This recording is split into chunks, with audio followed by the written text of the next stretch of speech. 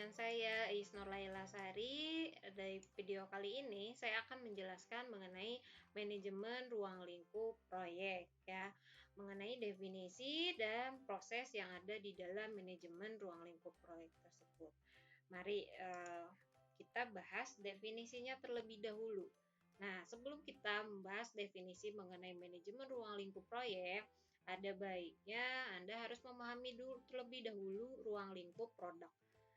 Ketika kita berbicara tentang produk, ruang lingkupnya tuh apa saja sih? Nah, di sini didefinisikan bahwa ruang lingkup produk itu hanya sebatas fitur dan fungsi yang menjadi ciri si produknya, layanan ataupun hasil gitu ya. Nah, kemudian beranjak ke ruang lingkup proyek sebelum kita berbicara mengenai manajemennya. Nah, ruang lingkup proyek sendiri itu apa aja sih gitu. Nah, ternyata yang menjadi ruang lingkup dari si proyek itu adalah pekerjaan-pekerjaan yang ada di dalam proyeknya gitu untuk memberikan si produk, layanan atau hasil yang memang sudah menjadi goal daripada si proyeknya. Nah, gitu. Nah, bagaimana sih kita memanage si ruang lingkup proyek ini? Berarti artinya kita memanage pekerjaan-pekerjaan yang ada di dalam proyeknya, gitu ya.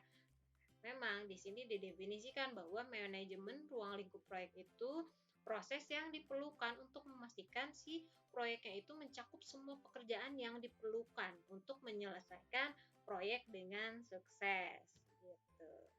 Baik, nah itu definisinya. Selanjutnya di sini ada proses-proses dari si manajemen ruang lingkup proyek itu terdiri dari 6 proses. Yang pertama itu merencanakan gitu ya. Dan ketika kita mau memanage apapun itu perlu direncanakan bagaimana sih step by step-nya untuk langkah dari memanage ini gitu.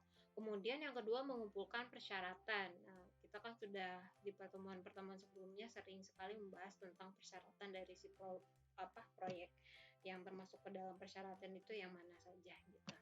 Nah, kemudian di sini mendefinisikan ruang lingkup proyek. Selanjutnya membuat WBS gitu ya. WBS itu apa nanti kita bahas. Kemudian memvalidasi ruang lingkup dan terakhir mengontrol ruang lingkupnya. Nah, untuk proses yang awal sendiri, yang pertama itu merencanakan manajemen ruang lingkup itu adalah proses pembuatan rencana manajemen ruang lingkupnya yang mendokumentasikan bagaimana proyek dan lingkup proyek akan didefinisikan, divalidasi dan dikendalikan gitu. Jadi tahapan ini itu proses ini tuh dia itu mendefinisikan uh, mau bagaimana sih didefinisikan apa yang mau kita manage di ruang lingkup itu. Kemudian divalidasi gitu. Kemudian uh, dikendalikan. Jadi bagaimana langkah-langkahnya gitu rencananya itu dipastikan di proses ini. Kemudian proses yang kedua yaitu mengumpulkan persyaratan. Nah, ya.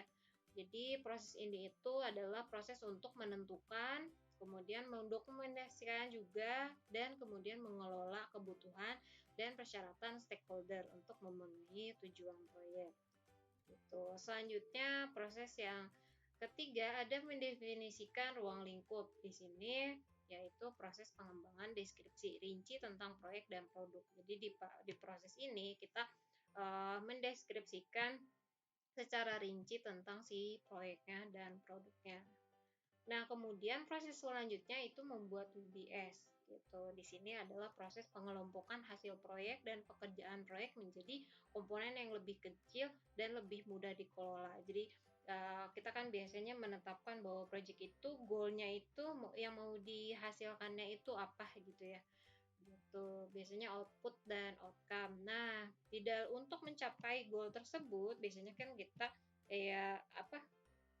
bekerja gitu, ada tahapan-tahapannya. Nah, itu si pekerjaan-pekerjaan tersebut itu nanti dirincikan kepada komponen-komponen yang lebih kecil sehingga si komponen tersebut itu mudah didefinisikan kerjanya tuh ngapain gitu. Kita tuh ngerjanya ngapain? Contoh kecilnya misalkan aktivitas untuk mendesain sistem atau mengcoding fungsi ini gitu ya dan lain sebagainya gitu. Nah, proses selanjutnya itu memvalidasi si ruang lingkupnya. Di sini proses formalisasi penerimaan kiriman proyek yang telah sampai. Ya, jadi tadi kan sudah membuat WBS, katakanlah kita sudah dalam proses pengerjaan si proyeknya.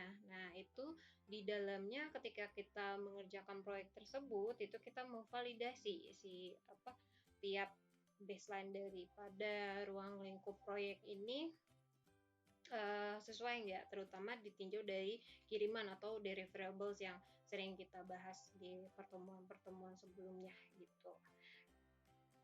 Oke, selanjutnya mengontrol ruang lingkup. Nah, di sini proses pemantauan status proyeknya dan cakupan produk serta mengelola perubahan pada baseline ruang lingkup gitu. Nah, selanjutnya di sini sebelum kita bicara tentang WBS, di sini saya ingin menyampaikan dulu komponen daripada scope baseline karena untuk membuat WBS itu sendiri kita harus paham scope baseline itu apa aja sih cakupannya. Nah, di sini komponen daripada scope baseline itu yang pertama ada project scope statement. Itu terdiri dari deskripsi ruang lingkup proyek, pengiriman utama, asumsi dan kendala. Tapi tidak terbatas pada hal ini gitu ya.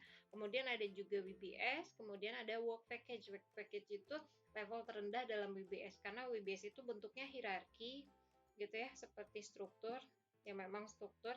Nah, itu level yang terendahnya itu biasanya adalah aktivitas yang dikerjakan. Nah, ini masuk ke dalam work package. Kemudian ada WBS dictionary.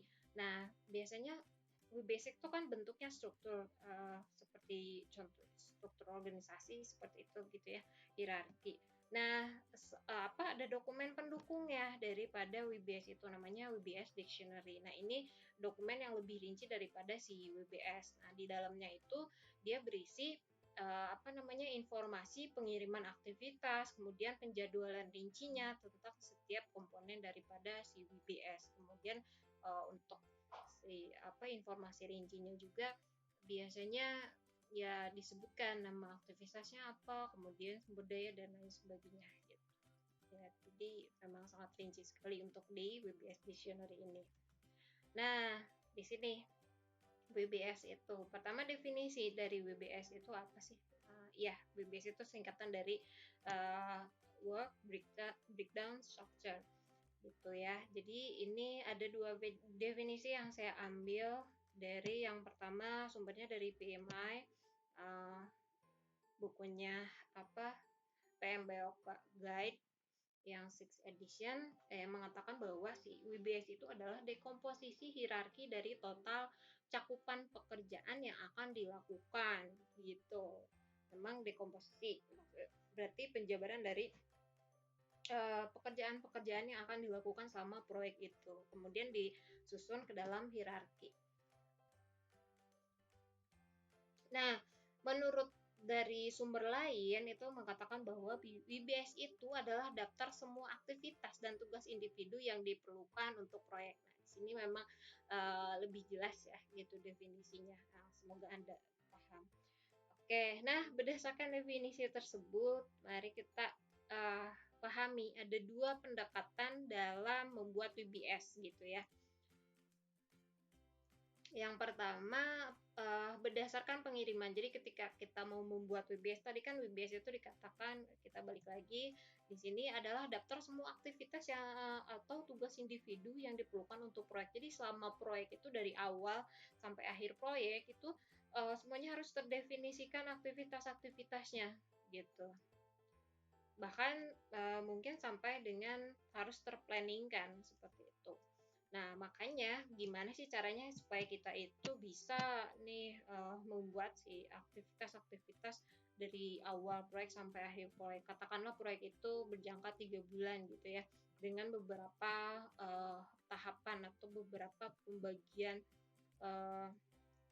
milestone seperti itu. Nah, di milestone itu kan biasanya satu tahapan itu biasanya kita breakdown lagi menjadi aktivitas-aktivitas kecil yang memang bisa kita kerjakan misalkan per harinya atau durasinya ada yang bahkan jam gitu kan ya gitu. Nah, itu itu sampai sampai begitu gitu WBS itu.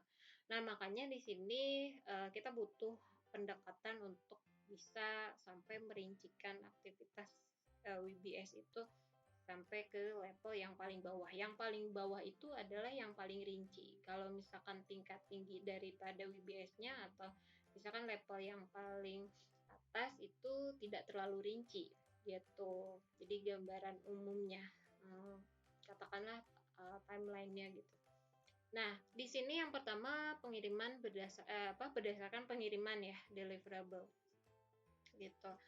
Nah, yang pertama yang harus kita lakukan itu mengidentifikasi semua kiriman yang harus diselesaikan untuk iterasi tertentu. Ini kita bicara iterasi berarti kita pakai model atau life cycle project-nya itu yang iteratif atau yang agile gitu ya, yang memang dia mempunyai iterasi, tidak prediktif atau waterfall gitu.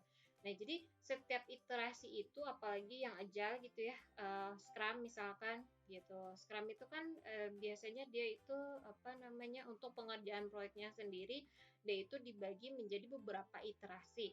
Umumnya itu biasanya 30 hari untuk satu iterasinya atau bisa kurang dari 30 hari tapi tidak lebih dari 30 hari. Nah, dari satu iterasi itu biasanya kita menetapkan satu goal gitu, tujuannya apa sih yang mau dicapai di iterasi pertama itu harus menghasilkan apa nih gitu. Nah, untuk satu iterasi itu untuk menghasilkan goal tersebut gitu ya. Uh, Biasanya kita dibagi lagi kan menjadi sprint atau stories gitu kalau.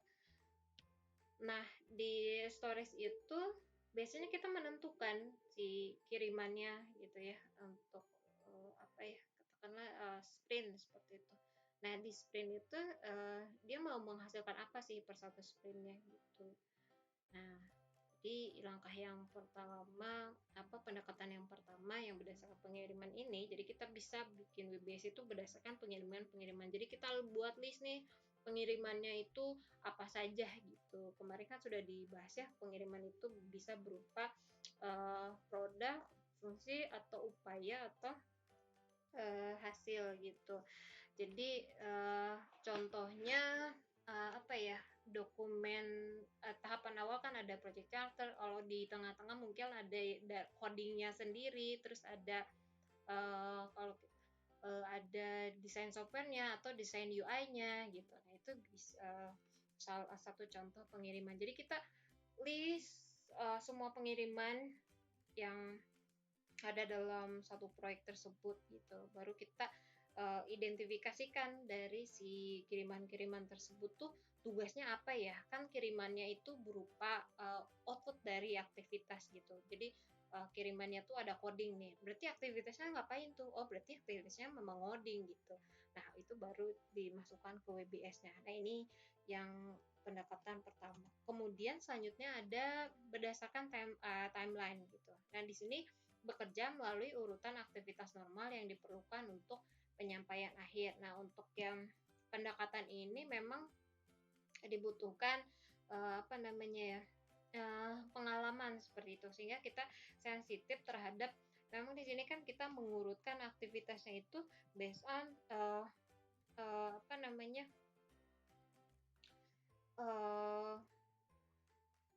pengetahuan yang memang didapatkan dari literasi ataupun ya kebanyakan dari pengalaman gitu. Jadi kita mengurutkan aktivitas apa aja sih yang ada yang akan kemungkinan akan kita kerjakan selama waktu proyek ini gitu.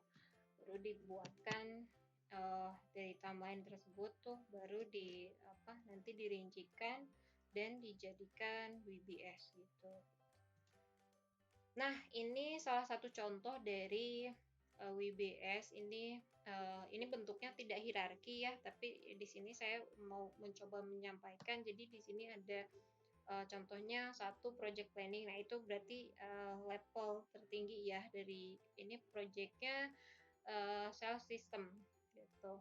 Terus ada juga, nah di project planning itu dia membreakdown lagi menjadi tugasnya develop WBS and build schedule and then plan the work gitu. Di sini sampai ada waktunya setengah hari gitu, 1 atau 2 hari. Nah, untuk contoh lainnya, nah ini WBS yang bentuknya hierarki di sini. Ini disebut dengan level paling tinggi gitu, atau high level. Nah, ini biasanya tidak terlalu rinci kan ya. Di sini ada mendefinisikan problem. Ya, mendefinisikan problem kira-kira aktivitasnya ngapain? Kita kan belum bisa menghitung gitu ya. Kita ngerjainnya apa nih? Masih terlalu umum nih, belum spesifik. Makanya di breakdown lagi menjadi aktivitas-aktivitas seperti ini ke bawahnya. Ada di level 3 atau level 4 gitu. Di sini ada ketemu dengan stakeholder, kemudian mendefinisikan project scope, kemudian ada mendevelop statement, definisi statement dan lain sebagainya gitu. Nah, ini yang level bawah itu sudah bisa kita perkirakan, pekerjaannya memang itu, dan durasinya juga sudah bisa kita perkirakan berapa gitu. Nah, ini contoh lainnya dari WBS gitu. Di sini ada level atasnya ada project management, project requirement. Nah, tadi kan ada 2 pendekatan ya. Kalau yang based on pengiriman, mungkin dari pengiriman